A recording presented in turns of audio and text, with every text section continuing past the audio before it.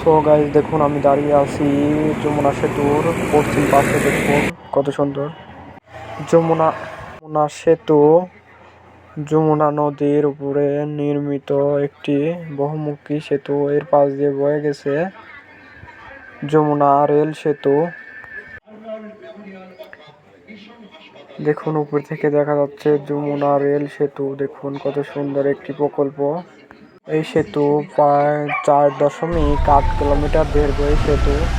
দেখুন আমরা দেখতে দেখতে চলে আসলাম যমুনা সেতুর পূর্ব পাশে টোল প্লাজা।